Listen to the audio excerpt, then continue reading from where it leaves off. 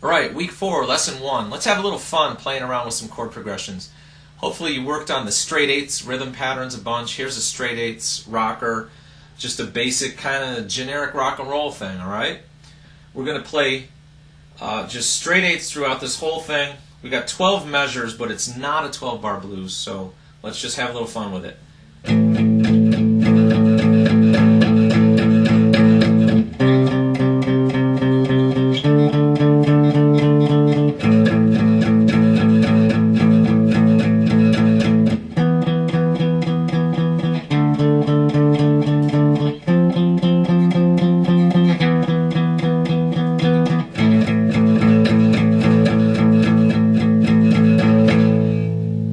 One time through that chord progression. And the idea here is, hey, that may be simple for you if you're an intermediate level guitar player. It's the counting I want you to pay attention to. The 1 and 2 and 3 and 4 and 1 and 2 and 3 and 4 and, okay? Now also, in this situation here, we didn't run into more than 2 measures of any one chord, but sometimes you will. And I want to just explain to you a little bit of a trick for counting multiple measures that will really help you, and it's very important. When we're counting 1 and 2 and 3 and 4 and let's say there's 4 measures, at the beginning of each measure you want to say the measure number instead of the number 1. So for example, in the second measure I would say 2 and 2 and 3 and 4 and. In the third measure I would say 3 and 2 and 3 and 4 and 4 and 2 and 3 and 4 and. That way you know which measure you're on. Because if you don't know which measure you're on, you're going to come out of it too soon or too late. You're going to mess up your band members. Okay? This is the reason you want to get used to counting these things. And again, once you've done it a bunch in practice, it becomes an innate thing in you. You probably won't need to be counting while you're playing with your friends or with your band. You'll know where 4 measures is, or at least after you've done it enough times. But put in a little work, do a little bit of the counting, especially the straight eighth stuff. It's so easy. It's so common too. Alright?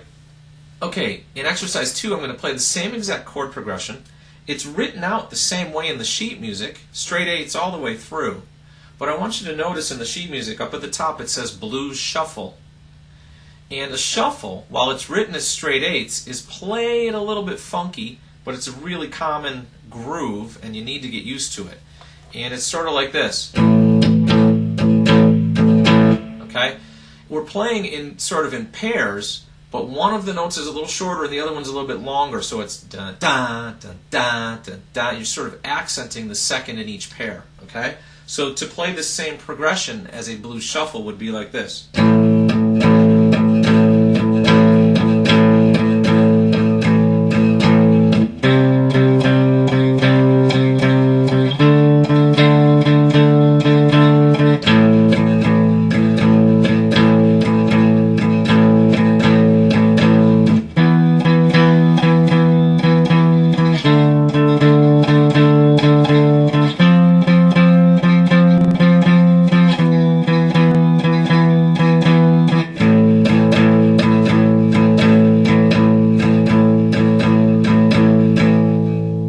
So you feel that shuffle groove.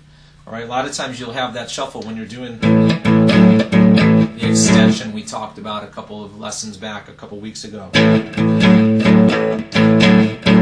you feel that shuffle groove there? That's a very, very common usage of it. Alright?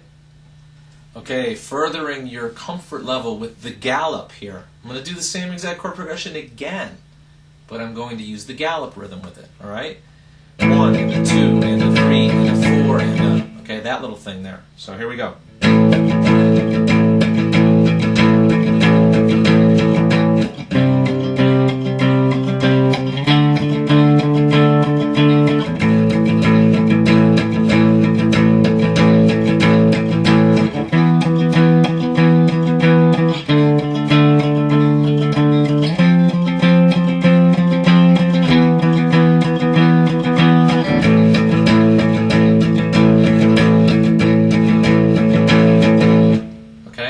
I want you to feel that gallop. There's a lot of songs out there that just have the gallop all the way through, especially if you're into somebody like, I don't know, Iron Maiden or something like that.